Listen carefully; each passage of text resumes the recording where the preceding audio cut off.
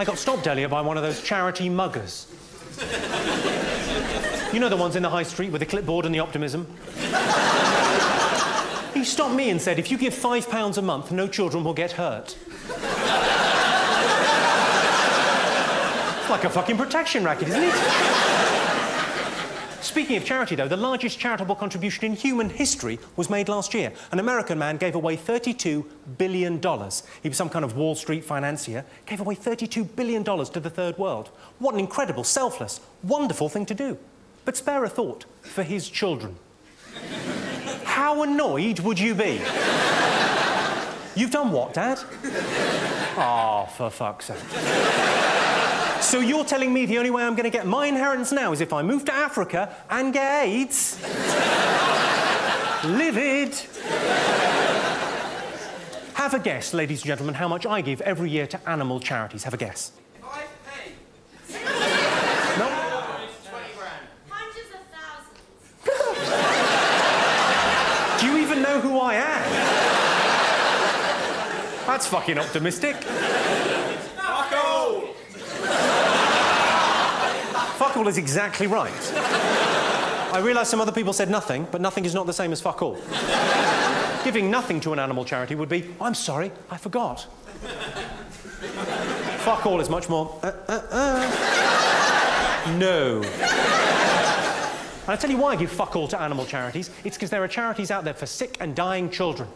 I don't give anything to them either. But it's the principle of the thing. Those are the charities I don't give to first.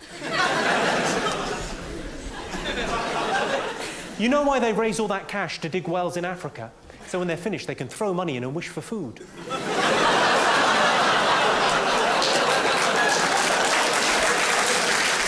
When I did used to work for a living, I was always very jealous of the women that I worked with, because women have the best excuse for a day off sick.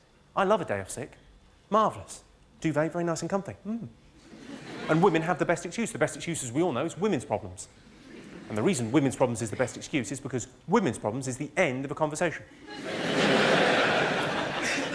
Why didn't you come in yesterday? Women's problems.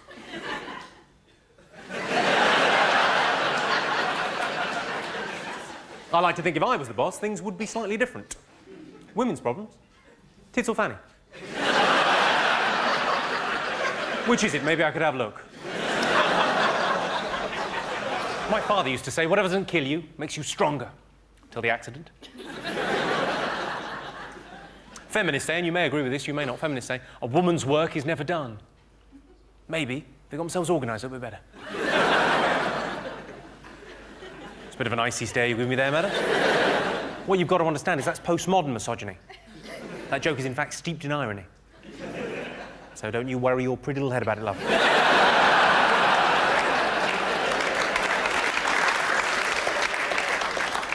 I had one of those serious relationship conversations the other week with my girlfriend where she sat me down and talked at me for about 6 hours.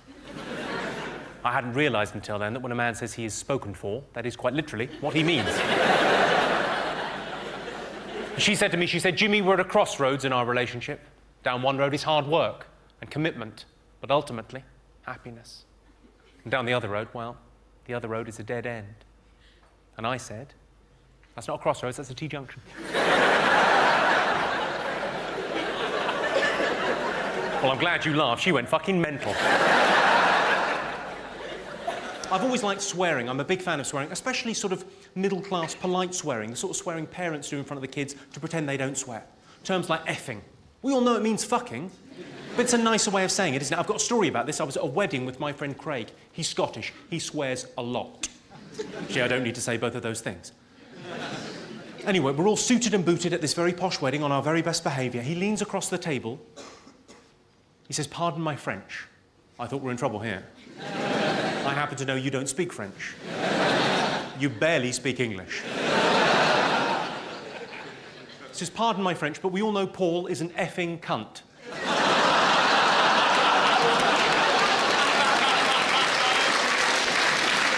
As if that's the bit of the sentence that needed cleaning up there. I tell you what I think we're shit at as a nation. I think we're terrible at languages. Would you agree with that? I think the British are terrible at languages, and I think that's why at one stage we had an empire. I think our arrogance got us an empire, because we got sailing ships and we went off around the world trying to buy stuff to bring back to show off. That's what you do on your holidays. We arrived on the shores of a foreign land. We got out the boat and we said, I'd like to buy some spices, please. I'm getting nothing here, Jeremy. Say it a bit louder. Right you are. I'd like to buy some spices, please. Still nothing. Well, I'll fetch the muskets, we'll build a railway, in 200 years they can have a call centre.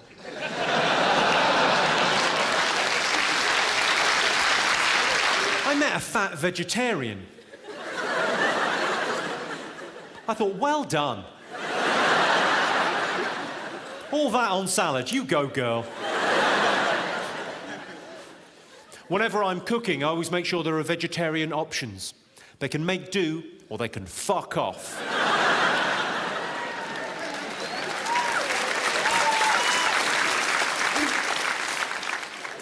There's a lot of problems in the world, so I like to do a little bit of problem solving every day, try and make the world a slightly better place. British women, that's you ladies, British women last year spent £280 million removing unwanted body hair. Surely it would be cheaper and easier just to move to Germany.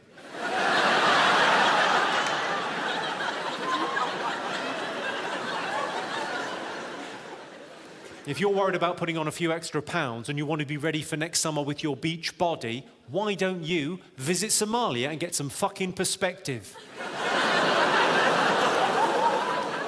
There's people with real problems, you fat cow. I don't know if this has ever happened to any of you, but I split up with my last girlfriend because she was very hypocritical. She used to say, I love surprises, but then when she found out I was sleeping with her sister... My girlfriend always says, you never tell me how much you love me. I don't want to upset her.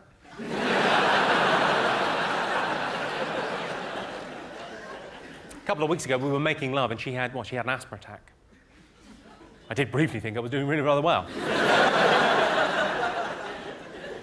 Then about sort of the 90-second, 2-minute mark, I thought, hang on, she's laying this on a bit thick. Either she wants something or she's not well. And she wasn't well. I totally panicked. I didn't know what to do, so I phoned a friend of mine who's a doctor and he lives just down the road from me, and I said to him, what should I do?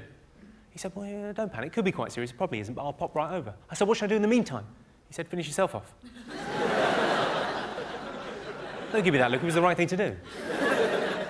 Are there any mums in? By shouting out, who's a mum? Yeah. Proper ones, not just ones that have done it to get a flat.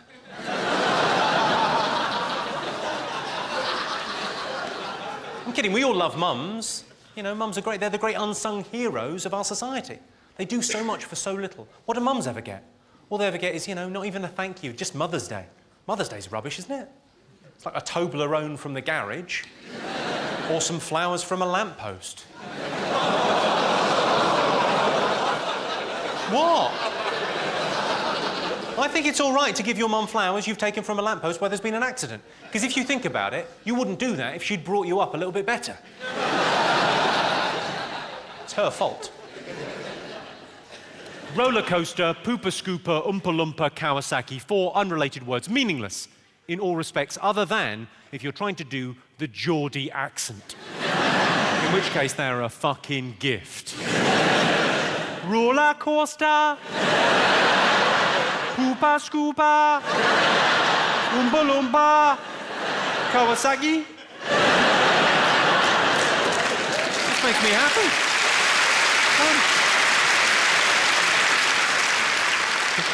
All together. Roller coaster. Poopa scoopa. Oompa loompa. Kawasaki. Perfect. Are there any Geordies in? No, presumably they're outside with their shirts off fighting. But I wonder what the fellas are up to. A lot of women worry about one breast being smaller than the other. But focus on the positive. One of them is bigger.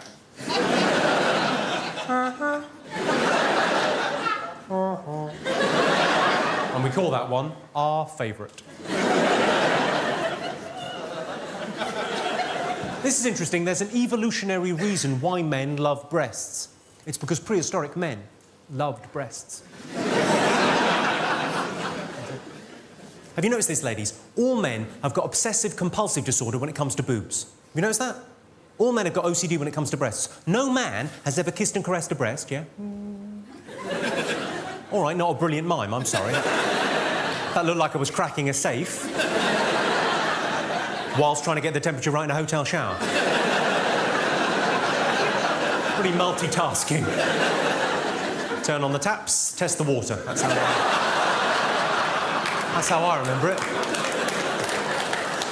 That's very much foreplay for beginners. Not ready yet. Not ready yet. Oh, like a fucking slip and slide. Bang. If you like fast-paced, edgy one-liners, get ready to be happy.